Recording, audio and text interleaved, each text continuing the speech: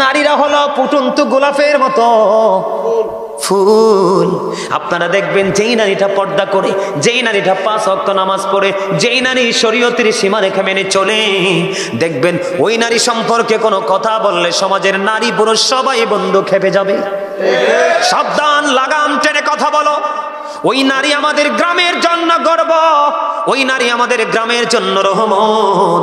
তার মতো একটা বউ যদি আমার ঘরে পেতাম, আপনি কেমন করে এমন বউ পাবেন না। কারণ প্রত্যেকটা ঘরে ঘরে যদি নামাজি পর্দাশীল মেয়ে তৈরি করতে পারেন, প্রত্যেকটা ঘরে ঘরে অটোই পর্দাশীল বউ চলে আসবে। আপনার মেয়েকে পাঠান পেন্সিল শু পরে শপিং কমপ্লেক্সে, মেয়ের ক্ষেত্রে শপিং কমপ্লেক্স আর বউয়ের ক্ষেত্রে অত্যন্ত পর্দাশীল, তাহলে আপনি সঠিক বিবেচনা কম বাবা হতে পারেননি। কথা বলেন না কেন? আমি আমার মা বোনদের উদ্দেশ্যে বলবো, মা গো, পর্দা করে চলো, পর্দা ছাড়া কোনো উপায় নেই। আমার বন্ধু হযরতে আব্দুল্লাহ আসতেছে নবীজির কদমে, মাইমুনা সহ বন্ধুরে আমার আরেকজন ছিলেন নবীজির দরবারে। যখন আব্দুল্লাহ আসতেছে তখন আমার নবীজি বললেন, তোমরা আত্মগোপন করো। খেয়াল করবেন হাদিস শরীফ, তোমরা কি করো? তার মানে তোমরা এখান থেকে প্রস্থান করো, চলে যাও। ইয়া রাসূলুল্লাহ, আব্দুল্লাহ আসতেছে, আব্দুল্লাহ তো অন্ধ। আমার নবীজি বলেছেন, আব্দুল্লাহ অন্ধ, তোমরা তো অন্ধ নও। তার মানে আপনার বাড়ির আঙিনা দিয়ে যদি কোনো অন্ধ মানুষ চলে যায়, আপনি চুকি দিয়ে অন্ধ মানুষের, অন্ধ পুরুষের দিকে দৃষ্টি দিতে পারবেন না। আপনার স্বামীর ক্ষমতা নাই, কলা পাতা দিয়ে আপনার বাড়ির আঙিনাটা বেড়া দিয়ে দিয়েছে, নতুন জামাই হেঁটে যাচ্ছে, আপনি কলা পাতার পাক দিয়ে নতুন জামাইয়ের দিকে দৃষ্টি দিতে পারবেন না। কারণ বন্ধু, আমি আগেই বলেছি, সব কিছুই ওই চক্ষু থেকে। কথা বলেন না কেন? ফেসবুকে দেখবেন, গত পরশুদিন ফেসবুকে দেখলাম 3 বাচ্চার মা, স্বামী বিদেশে থাকে, এসআইর সাথে প্রেম করে 3টার মা বিয়ে করে ফেলেছে। হ্যাঁ, দেখছেন? অথচ জামাই বিদেশে। কত স্বামীর কোটি কোটি টাকা নিয়ে অন্য পুরুষের গলায় ঝোলে, আজকে শুধু উকি আর ঝুঁকির কারণে। চোখটাকে যদি কন্ট্রোলে রাখতো, তাহলে কিন্তু নারীরা কখনোই এমন ফাঁদে পড়তো না। বন্ধু আমার দিকে তাকান, আল্লাহর হাবিবকে যখন দেবর সম্পর্কে প্রশ্ন করা হলো, আমার নবীজি বলেছেন, একজন ভাবি তার দেবরের সাথে দেখা করার চাইতে মৃত্যু তার জন্য অনেক ভালো। নাউজুবিল্লাহ বলেন না? অন্য বেগানা পুরুষ তাক দূরের কথা, আল্লাহ রাসূল নারীদেরকে সুরক্ষিত রাখার জন্য বলেছেন, যাদের স্বামী কাছে নেই, যাদের স্বামী বিদেশে আছে, অথচ স্ত্রী এই জেলায় আছে, স্বামী চাকরির কারণে, জীবন জীবিকার কারণে অন্য জেলায় আছে, আল্লাহর হাবিব জানিয়ে দিয়েছেন, হাদিস শরীফ থেকে প্রমাণ। আল্লাহর হাবিব বলেছেন, তোমার স্বামী বাড়ি আসা না পর্যন্ত তুমি সুন্দর জামা পরিও না এবং সাজগোজ করিও না। তোমার যা কিছু শুধু একমাত্র তোমার স্বামীর জন্য, কারণ তোমার স্বামীর সন্তুষ্টিতেই তোমার জান্নাত। বেপরদাশীল নারীরা রাতের অন্ধকারে স্বামী যখন তাকে বিছানায় ডাকে, অনেক সময় সে স্বামীর ডাকে সাড়া দেয় না। এটা আমার কথা নয়, হাদিস শরীফের কথা। বন্ধু আপনার আমার দিকে তাকান, আল্লাহর হাবিব জানিয়ে দিয়েছেন, কোন নারীকে তার স্বামী সারাদিন পরিশ্রম করলো, জীবন জীবিকার তাগিদে তার জন্য, তার ফ্যামিলির জন্য ঘুরলো, রাতের অন্ধকারে সে যখন বিছানায় গেল, স্ত্রীকে আদর করে কাছে ডাকলো, স্ত্রী মুখটা ঘুরিয়ে অন্যদিকে চলে গেল, স্বামী কলিজাটা ফাইটা খান খান হয়ে গেল। আমার আল্লাহ সঙ্গে সঙ্গে লানতের ফেরেশতা ওই নারীর জন্য পৃথিবীর বুকে পাঠিয়ে দেয়। ওই যতক্ষণ না পর্যন্ত সকাল না হয়, ওই রাত্র থেকে ওই নারীটাকে শুধু ফেরেশতারা লানত দিতে থাকে, ওই নারীকে অভিশপ্ত বলে ঘোষিত করা হয়। জোরে জোরে নাউজুবিল্লাহ।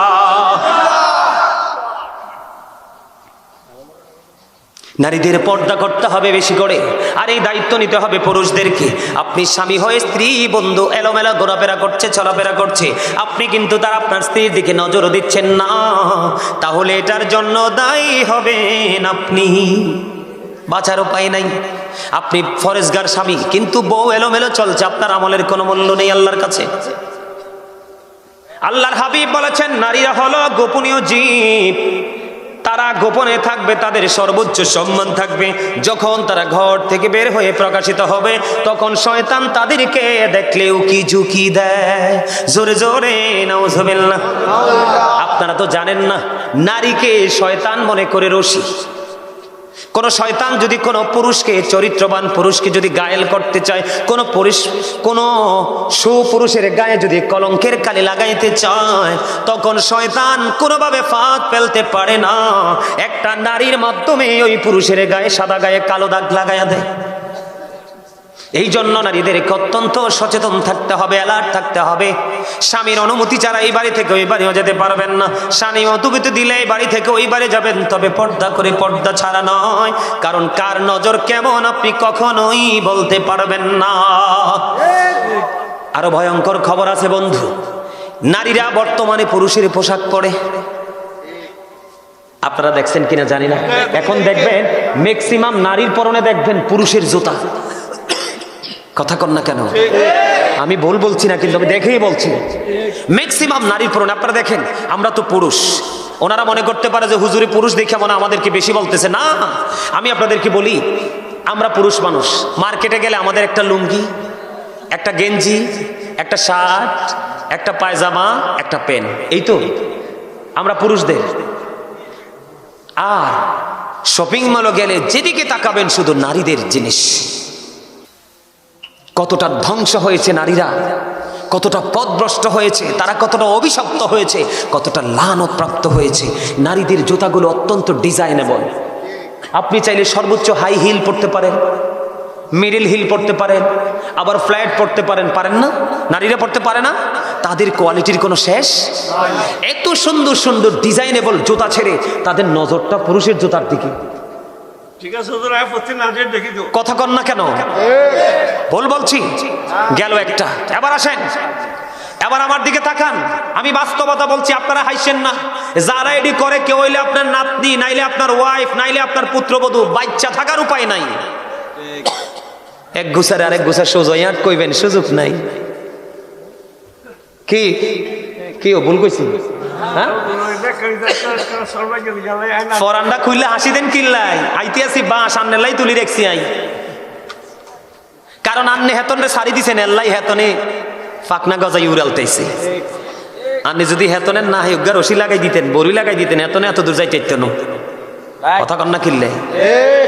এবার দেখেন তাদের বলে, হুজুর আপনি এত কিছু জানেন কেমনে? আমার ফ্যামিলির কোনো মহিলা ঘর থেকে বের হয় না, কোন বউ।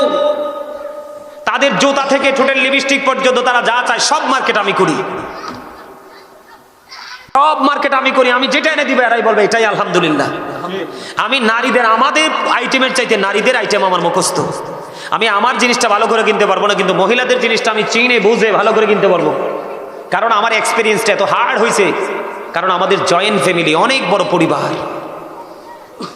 কথা কি বুঝতে পারছেন আমার? নারীদের এত সুন্দর সুন্দর 3 পিস, 1 পিস, 2 পিস আছে না নাই? কথা কন না কেন? কত ধরনের পায়জামা সব ছেড়ে দিল বন্ধু। আফসোস লাগে, দুঃখজনক হলেও সত্য। ছেলেদের একটা জিন্স প্যান্ট তার লোকটা সামলাতে পারলো না। ম্যাক্সিমাম নারীর পরনে দেখা যায় জিন্স প্যান্ট। বলে হুজুর এই উদাহরণটি কেন দিলেন? হাদিস শরীফ থেকে দিয়েছি, আমার মন গড়া দেয়নি। আল্লাহর হাবিব বলেছেন, যেই নারী পুরুষের পোশাক পরবে এবং পুরুষের মতো চলাফেরা করবে, আল্লাহ রাসূল বলেছেন ওই নারী হলো মর্দা মহিলা। কি মহিলা? মর্দা মহিলা। এই দেখেন আমার দিকে তাকান, এই মর্দা মহিলার জন্য ভয়ঙ্কর খবর দিয়েছেন রাসূল। ওই মর্দা মহিলার জন্য জাহান্নামে একটা খাবার বরাদ্দ করে রেখেছেন। ওই খাবারটার নাম হলো বন্ধু তিনাতুল খাবাল। ইয়া রাসূলুল্লাহ, ইয়া হাবিবাল্লাহ, নবী গো, এই তিনাতুল খাবালটা কি গো নবী? আমার নবী বলে দিয়েছেন এই তিনাতুল খাবালটা হলো আরেকটা জাহান্নামীর নিংড়ানো রক্তপুঞ্জ। কথা বুঝেন নাই? আমি বুঝাই আপনাদেরকে। হ্যাঁ, আমি আপনাদেরকে বলি, রক্তপুঞ্জ মানিক বুঝেননি? একজন জাহান্নামীকে খাইতে দেওয়া হবে। এটা কেমনে সিস্টেম করা হয়েছে জানেন? আপনার জাহান্নামী যারা হবে, পাপী যারা, তারা তো জাহান্নামী। জাহান্নামী যারা হবে তাদের জন্য কিন্তু একটা স্পেশাল রিসিপশনের ব্যবস্থা আছে। নাউজুবিল্লাহ বলে। কেমন জানেন? একটা জাহান্নামী একেবারে তার বডিটা পৌঁছে লিকুইড হয়ে যাবে, এদিক দিয়ে আরেকটা জাহান্নামের বডিটা তৈরি হয়ে গেছে। কি হয়ে গেছে? কথা বুঝে নেবেন, একটা জাহান্নামীর এই বডিটা কি হয়ে গেছে? পৌঁছে গেছে, গলে গেছে। লিকুইড বুঝো না তোমরা? যেমন লিকুইড বলতে আপনার ওই যে ইয়া খান না, জুস, জুস, তরল, তরল।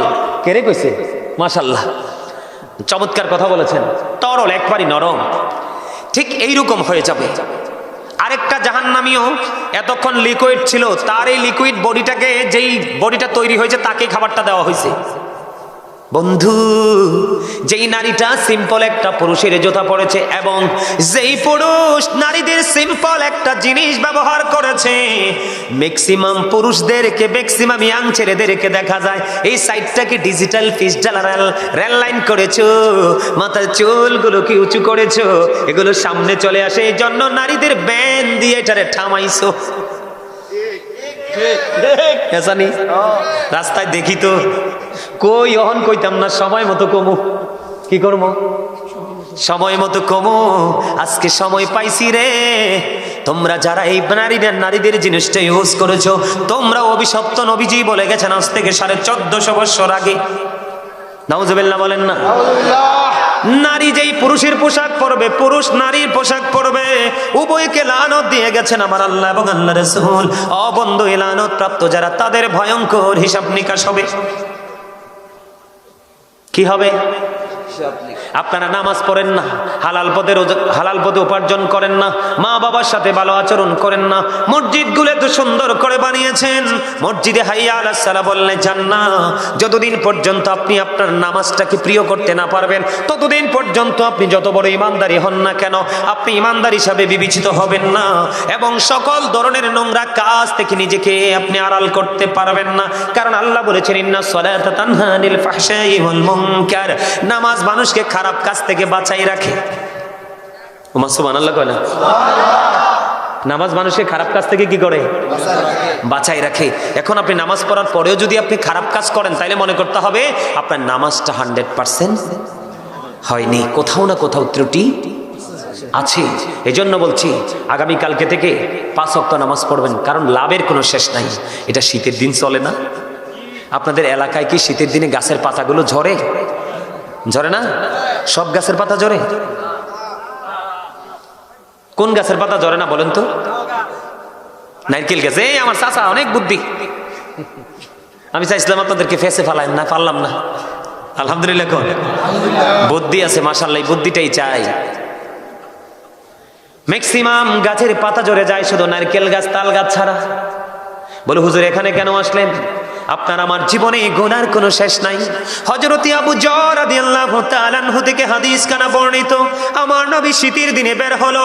বের হওয়ার পরে তিনি দেখতে পাইলেন গাছের পাতাগুলো বিরামহীন ভাবে জোরে জোরে পড়ছে। নবীজি গাছের ডালায় স্পর্শ করলেন, তার মানে ধরলেন। ধরার পরে আবু যরকে ডাক দিলেন।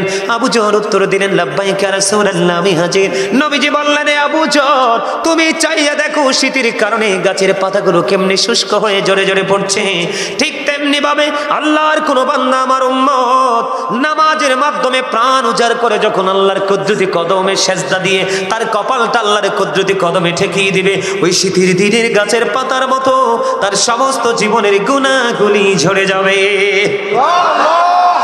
আপনার আর ভয় থাকার কথা নেই। আল্লাহ কয়, নামাজ পড়লে তুমি সব খারাপ কাজ থেকে আমি বাঁচাই রাখবো। আর হাদিস শরীফের মধ্যে আসছে, শীতের দিনের গাছের পাতা যেমনি স্প্রেটে ঝরে পড়ে যায়, ঠিক তোমার নামাজ পড়লে তোমার জীবনের গুনাহ এমনি ঝরে পড়ে যাবে। জোরে জোরে করেন আলহামদুলিল্লাহ।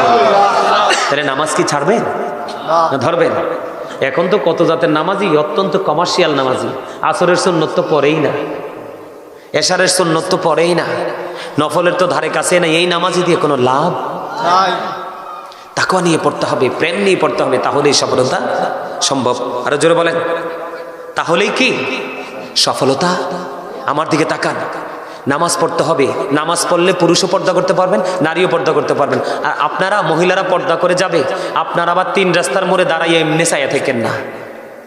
আল্লাহ রাসূল বলছে, তোমরা তোমাদের চক্ষুগুলোকে নিম্নগামী করে রাখো, নিচু করে রাখো। কি করে রাখো? আপনার চোখ দুইটা দিছে অকাজে ব্যবহারের জন্য নয়, এমনি চতুর্দিকে হাইয়া চাইয়েন না। হাঁটতে লাগলে মাথা নিচু করে হাঁটবেন। কথা কি বুঝতে পারছেন?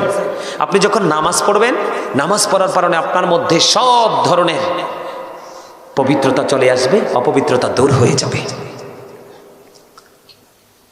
আলহামদুলিল্লাহ বলেন না। হযরত ওমর রাদিয়াল্লাহু তাআলা আনহুর জামানায় একটা যুবক এমনই বেশি আল্লাহর প্রেমিক ছিলেন, তিনি প্রতিদিন যে নামাজ পড়তে যাইতেন মসজিদ, এই মসজিদটা একটা বাড়ির উপর দিয়ে যেতে হতো। এটা হযরত ওমর রাদিয়াল্লাহু তাআলা আনহুর জীবনী থেকে ওনার জামানার ঘটনা একটা বলছি আপনাদেরকে বোঝানোর জন্য। বিশেষ করে এখানে যুবক বেশি, তো তাদেরকে বোঝানোর জন্য, তোমাদেরকে বোঝানোর জন্য। তো এখন তো ছেলেটা যে প্রতিদিন নামাজে যায়, বিশেষ করে এশারের নামাজের সময় তো অন্ধকার হয়ে যায় না, তো একটা মেয়ে আছে অপূর্ব সুন্দরী। এই মেয়েটা সব সময় ছেলেটাকে দেখলে তার মনের প্রেম আকাঙ্ক্ষাটা ছেলেটাকে বিভিন্নভাবে বোঝায়। কিন্তু ছেলেটা এত বেশি আল্লাহ প্রেমিক যে একদিন হিসাব দিতে হবে ভয় করে মেয়েটার দিকে সে তাকায়ও না।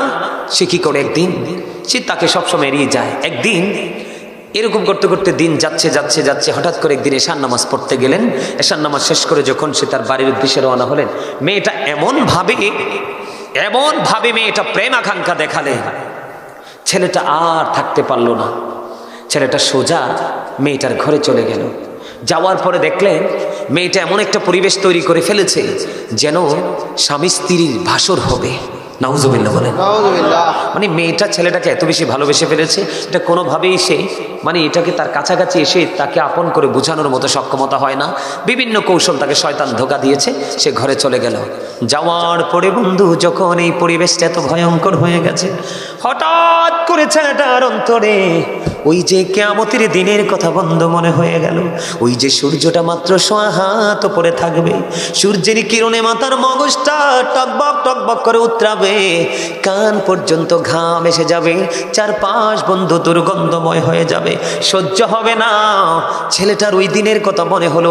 চিন্তা করতে করতে মেয়েটার ঘরের মধ্যে বন্ধু ছেলেটা বেহুশ হয়ে গেল। আল্লাহু আকবার বলেন না। ছেলেটা বেহুশ হয়ে গেল। বন্ধু সে তার সেন্সটা হারিয়ে ফেলেছে। তখন অনেক দেরি হয়ে গেল, ছেলেটা বাড়ি ফিরে যায় না। মা বাবা পাগল হয়ে গেল, আপন স্বজন তাকে খুঁজতে শুরু করলো। মেয়েটাও লজ্জায় পড়ে গেছে, কেমন করে বলবে তার ঘরে। খুঁজতে খুঁজতে খুঁজতে খুঁজতে মেয়েটার ঘরে গিয়ে ছেলেটাকে অচেতন অবস্থায় পাইল। এখান থেকে উঠিয়ে ছেলেটাকে বন্ধু বাড়ি নিয়ে গেল। নিয়ে যাওয়ার পরে আল্লাহর কুদরতে ছেলেটার জ্ঞান ফিরে আসলো। ফিরে আসার পরে ছেলেটাকে প্রশ্ন করলো, বাবা গো বলো না তুমি কেমন করে ঘরে গিয়েছিলে, আবার কেনই বা তুমি বেহুশ হয়ে গেছো? এবার ছেলেটা রেখে রেখে বলল, উপস্থিতি সবার সামনে বলল, আমি যখন এই প্রতিদিন নামাজ পড়তে যেতাম মেয়েটা সব সময় আমাকে প্রেম আকাঙ্ক্ষা দেখাতো। আমি আজকে নামাজ পড়ে আসার সময় কেমন করে যে মেয়েটার ঘরে চলে গেলাম এটা আমি উপলব্ধি করতে পারিনি, কিন্তু যাওয়ার পরে যে পরিবেশটা নোংরা সেটা আমি বুঝতে পেরেছি।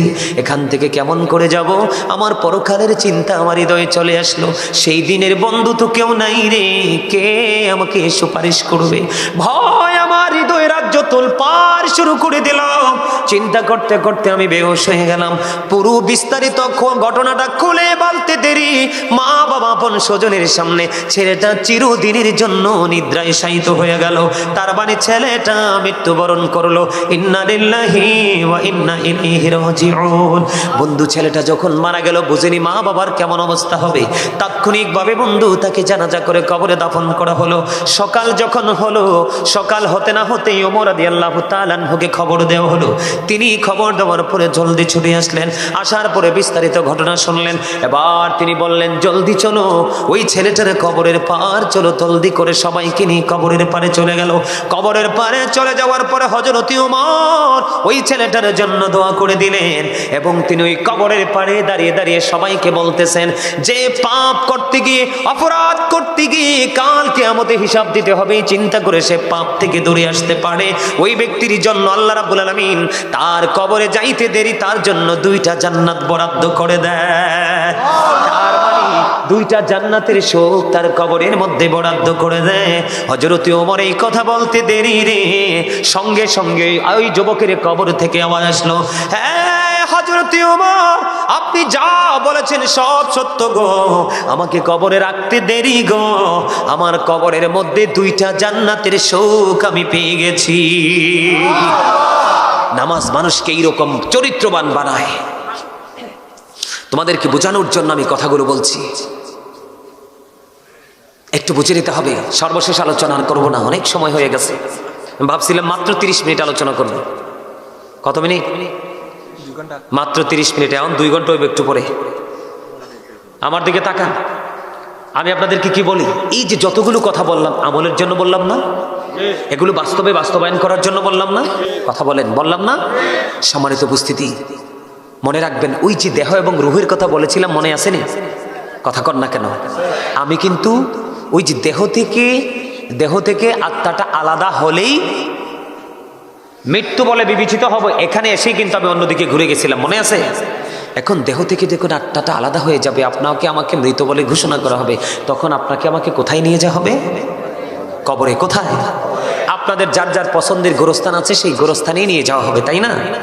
বন্ধুরে আমার, ওই গোরস্থান সম্পর্কে নবীজি বলে দিয়েছেন, আল কবরু রাওজাতুম মির রিয়াদিল জান্নাতি আও হুফরাতুম মিন হুফারিন নার। আল্লাহর হাবিব বলে দিয়েছেন কবরটা দুইটা রূপে রূপান্তরিত হবে। কয়টা? কথা বলেন না, কয়টা? দুইটা রূপে রূপান্তরিত হবে কবর। বলে হুজুর কেমনে বলেন না? একটা হবে জান্নাতের বাগান আর একটা হবে জাহান্নামের গর্ত। আজকে যারা জান্নাতের বাগান এসেছেন, আলোচনা শুনেছেন, আগামী কাল থেকে আপনারা যদি মনে মনে সিদ্ধান্তটাকে পাল্টাতে পারেন যে এতদিন একজন মানুষ ছিলাম, কি ছিলাম? এতদিন একজন মানুষ ছিলাম, আজকে গাজী সুলাইমানের আলোচনা শুনলাম, আরেকটা মানুষ হিসাবে নিজেকে রূপান্তরিত করলাম। আল্লাহি, আল্লাহর কসম করে বলছি রে, আপনার জীবনের সব গুনাহ মালিক ক্ষমা করে দিবে। কারণ আল্লাহ চায় না একটা বান্দা জাহান্নামে যাক। বান্দা শুধু নিজের পায়ে নিজে কোরআন মেরে জাহান্নামে যাবে। কোরআন শরীফের সূরা ইউনূসের 44 নম্বর আয়াতে আল্লাহ বলেছেন, ইন্নাল্লাহা লা ইয়াযলিমুন নাসা শাইয়্যান ওয়ালাকিন্নান নাসা আনফুসাহুম ইয়াযলিমুন। আল্লাহ বলে দিয়েছেন, আল্লাহ আল্লাহর দাসের উপর অত্যাচার করে না, বান্দার উপর অত্যাচার করে না, বান্দা নিজেই নিজের উপর অত্যাচার করে। কি তারা কিতা কইছেন চিননি? তারা সুবহানাল্লাহ কইছেন। কই যাইতাম আই? সিটাঙ্গের মানুষ তো একটি, এই জায়গার মানুষ এত দুর্বল কেন? আই কই দেখতাম না। আরেকবার আইলে জন দেখি আপনারা সব একটি। ওমা আমি নত কইতে পারে না, জোরে কর না, আমি আরো জোরে, আরে আরো জোরে। সেতাইলে সেতাই নাইলে দুর্বল হইতে। ঠান্ডায় উদাই গেছে, দাদাই কইছে বাইনতো দান, বাইনতে আছে ও দাদা, ঠিক কিনা? হ্যাঁ, দেহি খালি বাড়াই বানে চালতো হয় না, কিল্লাই ধরে দেখে উদা, ঠিক না বেঠে? কি মনে করছেন? যখন তোমার কেউ ছিল না তখন ছিলাম আমি, এখন তোমার সব হয়েছে, পর হয়েছি আমি। যখন তোমার কেউ রবে না রব শুধু আমি, আমার কাছে আসতে হবে মনে রেখো তুমি। তোরা চাসনি কিছু, তোরা চাসনি কিছু কারো কাছে খোদার মদদ ছাড়া, অন্যের ওপর ভরসা ছেড়ে নিজের পায়ে দাঁড়া। বুঝেন নাই কিচ্ছু, আগাও বুঝেন নাই, গোড়াও বুঝেন নাই। আপনি কি অন্যের আলগা পাও লাগায় হাঁটতে দৌড়তে পছন্দ করেন না, নিজেরটা দিয়ে? তার মানে বুঝাইছি আপনার নিজের আমল নিজে করে কবরে যাইতে হবে। আপনি চলে যাওয়ার পরে হাদিয়া পাঠাবে না, কইব কবর বার যাইতাম না, বেদাত। কি মূর্খ মৌলবী সংখ্যা বাড়িতেছে না? কব যাইস না কবরে বার, কিল্লে যাবি দে, বেদাত। নাউজুবিল্লাহ কোন আর জোরে। আল্লাহর পথে শহীদ যারা, উচ্চ তাদের শান, মহান খোদা করেন তাদের এমন জীবন দান। রুহু তাদের বানাইয়া সবুজ বরণ পাখি, জান্নাতুল ফিরদাউস বিছিয়ে দেন যতনে রাখি। সেথায় থাকি খাই তাহারা জান্নাতি ফলমূল, উড়ে বেড়ায় রয় হামেশা খুশিতে মশগুল। মারহাবা কর না, আরে আরে জোরে। কি মনে করছে? আজকে মানুষ দিন থেকে, আমল থেকে, সুন্নাহ থেকে দূরে, তার কারণ মানুষ অনেক বেশি পৃথিবী লোভী। সূরা আলে ইমরানের 185 নম্বর আয়াতের শেষ অংশে আল্লাহ বলেছেন, আমাল হায়াতুদ দুনিয়া ইল্লা মাতাউল গুরুর। এই দুনিয়ার জীবনে, পৃথিবীর জীবন একটা ধোঁকা, প্রতারণা। বলছে কে? আল্লাহ। এই ধোঁকার মধ্যে থাইকা ধন দৌলত যোগাইয়া রাখিয়া যাবেন সন্তানের জন্য। কোরআন শরীফের 19 পারা খোলেন, সূরা শুআরা 88 নম্বর আয়াতে আল্লাহ বলেছেন, ইয়াউমা লা ইয়ানফাউ মালু ওয়ালা বানুন। ধন সম্পদ সন্তান সন্ততি কিচ্ছু কাজে লাগবে না। কার জন্য করছেন? কার জন্য করছেন বলেন? আমরা নির্বোধ, আমরা কোনো চিন্তা নেই, এই জন্য আমরা এই কাজগুলো করছি। এই আল্লাহ বলেছেন, আল্লাহ আল্লাহর বান্দার উপর জুলুম করে না, বান্দা নিজেই নিজের উপর জুলুম করে। আল্লাহ যারা জুলুম করে, আল্লাহ বলেছেন, আল্লাহু লা ইউহিব্বুজ জালিমিন। আল্লাহ জালিমদেরকে পছন্দ করেন না। ওমা লিজ জালিমিনা মিন আনসার। যখন তারা বিপদে পড়বে, আল্লাহ তাদের জন্য কোনো সাহায্যকারীও রাখে না। তাদের কোনো হেল্প করার কেউ থাকে না। এই আলোচনা শেষ, আমার দিকে তাকান। যাবেন কোথায়? কবরে। আমরা যাব কোথায়? আল্লাহ কয় হিসাব করে আইসো কবরে। কি করে? হিসাব করে আইসো কবরে। দুনিয়াতে তো টেলিফোন দিয়া, মামা দিয়া, টাকা দিয়া, বিড়ি দিয়া, সিগারেট দিয়া, 500 টাকা দিয়া হাতে পায়ে ধরে রাস্তা একটা যদি বন্ধ হয় আরেকটা বের করতে পারো না? আবার লুকাইতেও পারো অপরাধ করার পরে, পারো না? কোরআন শরীফের 30 পারা সূরা ইনফিতরের মধ্যে আল্লাহ বলেছেন, ওয়া ইদাল কুবুরু বুসিরাত আলিমাত নাফসুম মা কদ্দামাত ওয়া আখরাত। জোরে জোরে আল্লাহু আকবার। আল্লাহ কি কইছে বুঝছেন নি? আল্লাহ কইছে কবরটা যখন উন্মোচিত হয়ে যাবে, ওপেন হয়ে যাবে, আপনি আমি আমরা প্রত্যেকেই তোমরা দেখতে পারবে, জানতে পারবে কে কি করেছো আর কি করনি। বাঁচার উপায় আসেনি? কথা কর না কেন? বাঁচার উপায় আসেনি? ওপেন থাকবে, চোখের সামনে থাকবে। কারণ আপনারা তো দোকানের সামনে সিসি ক্যামেরা লাগাইলে, শপিং মলে লাগাইলে, শহরে লাগাইলে ভয় পান, কিন্তু চিরস্থায়ী 2টা সিসি ক্যামেরা যে আপনার সাথে আছে এটার খবর কিন্তু। আমি গজল টজল গাইতে no, I am really sorry. ওয়াজ করে লই আগে কিতারে এখন প্রেমের মানুষ নাই, শেষের দিকে গাইলে হবে। কি কোন? আরে নাই মিয়া, একটাও দেখি না প্রেমের মানুষ। শুক্রবারের দিন জুমার আগে মিয়া যায় সুন্নত নামাজ পড়ে না, জুমার পরেও নফল পড়ে না। খুতবা দেওয়ার সময় মনে হয় যে যুদ্ধ শুরু হয়েছে, কার আগে কে যাবে, প্রস্রাব করে পানিও খরচ করে না। ইমাম সাহেব খুতবাটা হাতে নিয়ে যখন শুরু করবে, আলহামদুলিল্লাহ আলহামদুলিল্লাহ নাহমাদুহু ওয়া নাস্তাঈনুহু ওয়া নাস্তাগফিরুহু, এবার দেখবেন লেংটি ফেলায় দৌড় দেয়। কথা কর না কেন? আমি একটু রাগ রাগ লাগে আমার কাছে। হাসি দেন, হাসি দেন।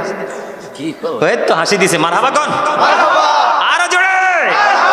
ওয়াজও শুনবো, ওয়াজও করবো, আমরা মজাও করব, যেন আমাদের মধ্যে কোনো ক্লান্তি না আসে। কারণ ক্লান্তি আসলেই তো ওয়াজের মজা শেষ। কথা কি বুঝে আসে? আপনাদের খতিব সাহেব আমার সামনে আছে, যদি আমি চলে যাই ওনাকে স্পেসিফিকভাবে প্রশ্ন করবেন। আপনারা যখন খুতবা দেওয়ার সময় মসজিদে যান, আপনারা কপালটা তখন পোড়াইয়া যান। বলে কেন?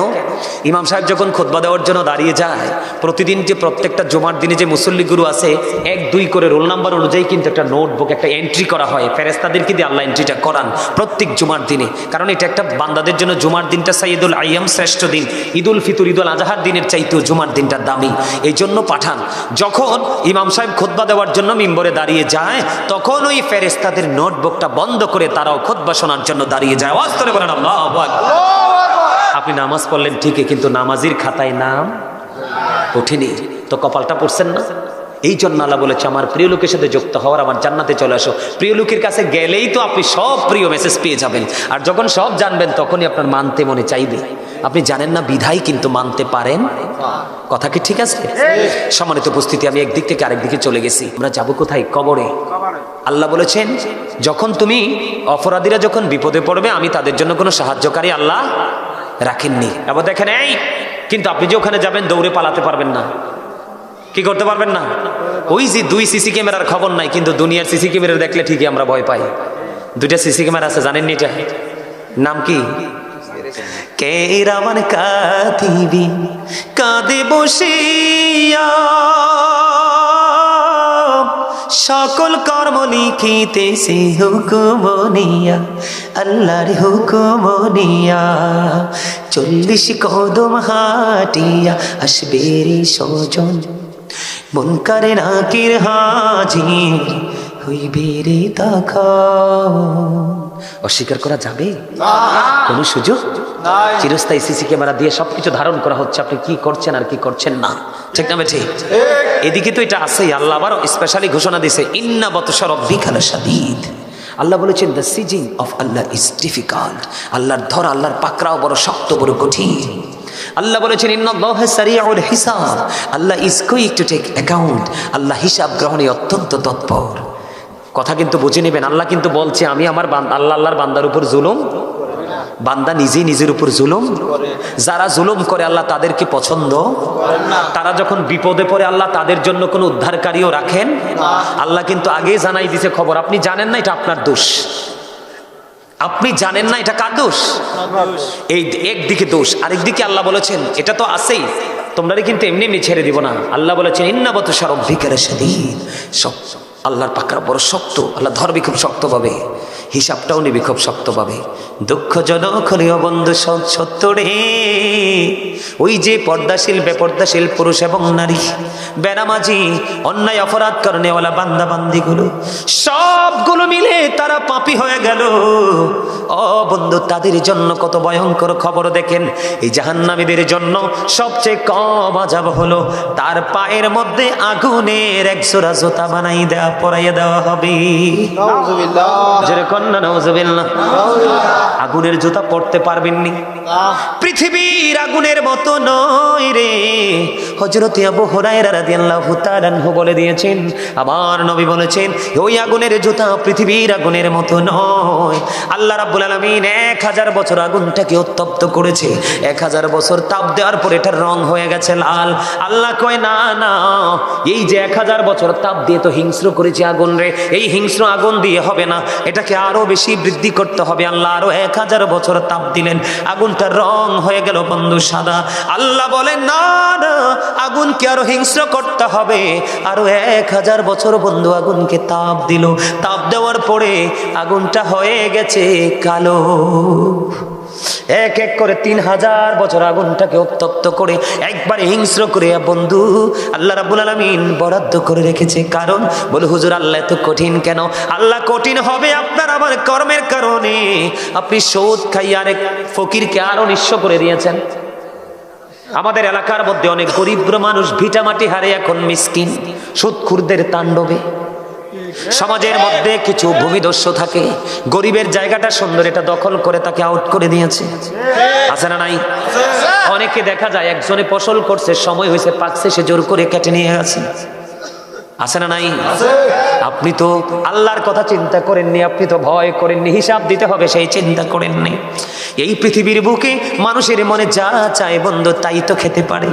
ওই মানুষের যখন তৃষ্ণা লাগে অনেক বেশি পরিশ্রম করে সে পানি দিলে কিন্তু পানিটা খায় না, কয় এই পানিতে আমার কলিজা ভিজবে না, ফ্রিজিং করা পানি দাও, ঠান্ডা পানি দাও, আইস দাও। আইসটা যখন দেয় বন্ধু একটু মিশিয়ে, তখন আপনি খাইলে সাময়িক সময়ের জন্য আপনার শান্তি মিলে। বন্ধু জাহান্নামে তো ভয়ঙ্কর। ও বন্ধু পাপ করো না, পাপীদের জন্য তো ভয়ঙ্কর জায়গা বরাদ্দ করা আছে। তুমি পানি তো খাইতে পারবা না, খাইতে পারবা না। পানিটা তোমার এত উত্তপ্ত গরম পানি তোমার মাথা দিয়ে ঢেলে দেওয়া হবে, তোমার ভিতর থেকে সব কিছু লিকুইড হয়ে বের হয়ে যাবে। জোরে জোরে নাউজুবিল্লাহ। কি হয়ে যাবে? নরম হয়ে তোমার ভিতর থেকে সবকিছু বের হয়ে যাবে। ওই যে একটু আগে বলেছি হাদিস শরীফের মধ্যে, সে জাহান্নামীরা যখন খাবার খাইতে যাবে মুখরোচক কোনো খাবার মিলবে না। আল্লাহর হাবিব জানিয়ে দিয়েছেন তিনাতুল খাবাল তোমাদের নসিবে জুটবে। ইয়া রাসূলুল্লাহ, নবী গো এই তিনাতুল খাবালটা কি গো? নবীজি বলে দিয়েছেন এটা হলো আরেকটা জাহান্নামের নিংড়ানো রক্তপুঁজ, এটা তোমাকে কন্টিনিউ ভক্ষণ করতে হবে বন্ধু। আরেকটা খাবার এসেছে কোরআনের মধ্যে যেটার নাম হলো বন্ধু জাক্কুম। এটা এতটা ভয়ঙ্কর, এই জাক্কুম তোমার এতটা ভয়ঙ্কর, এই বর্তমানে যদি এই মাহফিলের মাটি যদি একটা ফোঁটা জাক্কুম পড়ে রে, গোটা পৃথিবীর মাটি বন্ধু বিষাক্ত হয়ে যাবে। কিয়ামত পর্যন্ত এই পৃথিবীর জমিনে কোনো শস্য জন্মানো যাবে না। এত ভয়ঙ্কর খাবার বেনামাজিদের জন্য, সুদখুরদের জন্য, ঘুষখোরদের জন্য, জালেম অত্যাচারীদের জন্য, যারা ইসলামের বিধানকে অমান্য করে নিজের দাপট খাটিয়ে বন্ধু নিজের আধিপত্য বিস্তার করে জীবনযাপন করেছে, তাদের জন্য এটা বরাদ্দ। এটা মুখের সামনে আনতে দেরি দাঁতগুলো খসে পড়ে যাবে। সরিষা পরিমাণ একটু যদি পেটের ভিতরে যায় রে, সবগুলো বন্ধু লিকুইড হয়ে বের হয়ে যাবে। সবচেয়ে বড় দুঃখজনক খবর হলো এই পৃথিবীর বুকে তুমি সুযোগ খুঁজে পাও, আল্লাহ জানিয়ে দিয়েছেন লা ইয়ামুতু, তুমি মানুষ মরতে পারবে না। People will not die, that day, সেদিন মানুষ মরতে পারবে না। আল্লাহ বলেছেন ফিহা ওয়ালা ইয়াহইয়া, people will not be able to life that day, সেদিন মানুষ বাঁচতেও পারবে না। আল্লাহ বলেছেন বান্দা ওমা হুমান হাবি গায়বিন, সেখান থেকে বান্দা অদৃশ্য হতে পারবে না, তার মানে পালাইতেও পারবে না। কি করবেন সেদিন? উপায় আছে? জাহান্নামের ভয়াবহতা নিয়ে যদি আলোচনা করি সহ্য করতে পারবেন না। এত ভয়ঙ্কর জাহান্নাম, এত মারাত্মক হবে পরিবেশ পরিস্থিতি। বন্ধুরে আমার, অত্যন্ত গুরুত্ব দিয়ে কাজ করতে হবে। এই যে খতিব সাহেব পাশে বসে আছেন, ইমাম সাহেব পাশে বসে আছেন, তাদের সাথে বেশি বেশি করে কমিউনিকেশন রাখবেন। সুযোগ পাইলেই তাদের কাছে চলে যাবেন, তাদের কাছ থেকে ট্রেনিং নেবেন। রাস্তায় কোনো মুসলমান দেখলেই সালাম দিয়ে দিবেন। যখন ঘরে আপনার ঘরে তরকারি রান্না করবে একটু জোল বলবেন বিবিকে বাড়াই দিতে, পাশে গরিবের ঘরে যেন দিতে পারেন। মানুষ যখন মারা যাবে তার জানাজা অংশগ্রহণ করবেন। কেউ যখন ডাক দিবে তার ডাকে সাড়া দিবেন। কথা কি বুঝতে পারছে? আমার কথা বুঝে আসছে? বেশি বেশি করে 5 ওয়াক্ত নামাজ পড়বেন, হালাল পথে রোজগার করবেন, মা বাবার সাথে ভালো সম্পর্ক রাখবেন, সামাজিক বন্ধনে নিজেকে আবদ্ধ করে নিজের জীবনটাকে বদলে দিবেন। মা বোনদেরকে পর্দায় রাখবেন, আপনারাও পর্দায় থাকার চেষ্টা করবেন। আর এইরকম মাহফিল, মানুষ যদিও আপনাদের কম, উপস্থিতি যদিও কম, কারণ আপনারা পাহাড়ি এলাকার মানুষ কম মনে হয় এখানে, তাতে আমার মন খারাপ হয়নি। তবে আপনাদের যে মনোযোগ সেটা দেখে আমি মুগ্ধ হয়েছি, অত্যন্ত খুশি হয়েছি যে আপনারা একেবারে নিবিড়ভাবে পলকহীন দৃষ্টি দিয়ে আপনারা আমার কথাগুলো শুনেছেন। সম্মানিত উপস্থিতি, বেশি বেশি করে রাসূলের সাথে প্রেম করবেন। প্রেম মানে রাসূলের আদর্শ। প্রেম মানে কি? রাসূলের আদর্শ। তাহলেই আপনার পক্ষে সফলতা আসবে। শোনেন, আপনি শুধু সুন্নি জামাত করলে চলবে না, আপনার আওলাদকেও সুন্নি জামাতের আওতায় আনতে হবে। কি করতে হবে? আমাদেরকে তাকান, আল্লাহ রাসূল বলেছেন আদিবু আওলাদাকুম আলা সালাতি খিসালিন হুব্বি নবীকুম ওয়া হুব্বি আহলি বাইতিহি ওয়া আলা কিরাতিল কোরআন। রাসূল বলেছেন তোমরা তোমাদের সন্তানদেরকে 3টি বিষয় শিক্ষা দাও। কয়টি? একটি হলো নবীর প্রেম, আরেকটি হলো নবীর আহলে বাইত পরিবারের প্রেম, আরেকটি হলো কোরআন তেলাওয়াত। বিশেষ করে শয়তানি এবং বেঈমান কাফির মুশরিকদের সংস্কৃতি থেকে দূরে থাকবেন। এখন বর্তমান ছেলেরা যা করছে সব ইহুদিদেরকে দেখে, অথচ ইহুদিরা আমাদের মুসলমানদেরকে ফিলিস্তিনি ধ্বংস করে দিচ্ছে। কথা বলেন না কেন? আবার নতুন করে মধ্যপ্রাচ্যে ওই যে আপনার সাদা সাদা কুকুরগুলো আছে না, কুকুরগুলো কিন্তু বিভিন্ন দেশের সাথে ঝগড়া লাগিয়ে দিচ্ছে, তাই না? সম্মানিত উপস্থিতি, ইহুদি নাসারাদেরকে ফলো করা যাবে না, কারণ তারা চিরকালের জন্য, অনন্তকালের জন্য তারা জাহান্নামী। আল্লাহ বলেছেন উইদ্দাত লিল কাফিরিন, তাদের জন্য আল্লাহ জাহান্নাম বানিয়েছেন। আর উইদ্দাত লিল মুত্তাকিন, মুত্তাকিনদের জন্য আল্লাহ জান্নাত বানিয়েছেন। মুত্তাকিনদের জন্য আল্লাহ বলবেন ইউ গো টু প্যারাডাইস, আল্লাহ বলবেন তোমরা জান্নাতে চলে যাও। আর যারা কাফের বেঈমান মুশরিক তাদেরকে বলবো you have to go to hell, তোমাদেরকে মাস্ট বি চলে যেতে হবে জাহান্নামে। বাঁচানোর কোনো সুযোগ কারোরই নেই। শোনেন, রাসূলকে কেন বলছি বারবার ধারণ করতে? আল্লাহ বলেছেন মাইয়ুতির রাসূলা ফাকাদ আতাল্লাহ। আল্লাহ বলেছেন হি হো অবিস দ্য স্টিল অবিস আল্লাহ, যে ব্যক্তি রাসূলের নির্দেশ মানলো সে যেন আল্লাহর নির্দেশ মানলো। আল্লাহ বলেছেন কুল ইন কুনতুম তুহিব্বুনাল্লাহ ফাত্তাবিউনি ইউহিব্বুকুমুল্লাহ ওয়া ইয়াগফির লাকুম যুনুবাকুম আল্লাহু গফুরুর রহিম। আল্লাহ বলেছেন সে বলুন ইফ ইউ ডু লাভ আল্লাহ, যদি তোমরা আল্লাহকে ভালোবেসে থাকো, ফলো মি মুহাম্মদ সাল্লাল্লাহু আলাইহি ওয়াসাল্লাম, মুহাম্মদ সাল্লাল্লাহু আলাইহি সাল্লামের অনুগত হয়ে যাও। কি লাভ হবে? আল্লাহ উইল লাভ ইউ, আল্লাহ তোমাদেরকে ভালোবাসবে। And forgive your sins, Allah তোমাদেরকে ক্ষমা করে দিবে। Allah is all in all, follow his law and light for eternal success. Allah সব, কিন্তু তারপর আমাদের জন্য 2টা নিয়ামত দিয়েছেন, একটা হলো ল এন্ড লাইট। ল হলো আল্লাহর কোরআন, দা হোলি কোরআন, যেটা বিজ্ঞান এখান থেকে বের হয়েছে। আরেকটা হলো ল এন্ড লাইট। লাইট হলো ইংলিশ শব্দ, বাংলাতে এটাকে বলা হয় আলো, আরবিতে বলা হয় নূর। এই নূরটা হলো আপনার আমার প্রাণের নবী। ওমা, কথা দিয়ে কয় না কেউ? নবী কি মাটি না নূর? নবী মাটি হবো কেমনে? নবী সৃষ্টির আগে তো কিছু সৃষ্টি হয়ই নাই, হইছে? নবী সৃষ্টির আগে তো কিছু সৃষ্টি হয় নাই, তো নবী মাটি না কি? মাটি তো হতে পারে না, পারে? I am from the light of Allah and everything has been created from my light. আমি আল্লাহর নূর থেকে, সৃষ্টির প্রত্যেকটা বস্তু আমি নবীর নূর মোবারক থেকে। রাসূল বলেছেন I was a prophet when Adam was mixture of water and mud. নবী বলেছেন আমি তখনও নবী যখন আদম ছিল কাদা মাটির মাঝে, পানি এবং কাদা মাটির মাঝে, তখনও আপনার আমার নবী ছিলেন। ডক্টর আহমদ পেয়ারা বাগদাদি পীর সাহেব কেবলা বলেছেন, বলবো of all the great religious personalities of all prophet Muhammad Rasulullah sallallahu alaihi wasallam was the most successful. তিনি বলেছেন পৃথিবীর মধ্যে যত নবী রাসূল এসেছেন, রাজনীতি থেকে ইমামতি থেকে রাজনীতি পর্যন্ত প্রত্যেকটা জায়গায় আপনার আমার নবী সফল, সাকসেস। সুবহানাল্লাহ। আর জোরে আমেরিকার গবেষক মাইকেল এইচ হার্ট তিনি 100 জন প্রভাবশালীর তালিকা করলেন। তিনি বললেন the 100 A ranking of the most influential person in the history. তিনি বলেছেন 100 জন প্রভাবশালীর তালিকা তিনি করেছেন। 100 জন প্রভাবশালীর মধ্যে ইনফ্লুয়েন্সিয়াল দ্বারা আপনার আমার নবীকে সর্বশ্রেষ্ঠ বলে আখ্যায়িত করেছেন। আওয়াজ দিয়ে বলেন সুবহানাল্লাহ। সম্মানিত উপস্থিতি, বেঈমান কাফেররা পর্যন্ত নবীকে নিয়ে প্রশংসা করেছেন। কিন্তু দুঃখজনক হলেও সত্য, আমাদের দেশে এলেম কালাম ছাড়া কিছু মৌলবী বের হয়েছে, নবী সম্পর্কে যা ইচ্ছা তা বলে, আল্লাহর ওলি সম্পর্কে যা ইচ্ছা তা বলে। ঠিক না ঠিক? আর জোরে বলেন না কেন?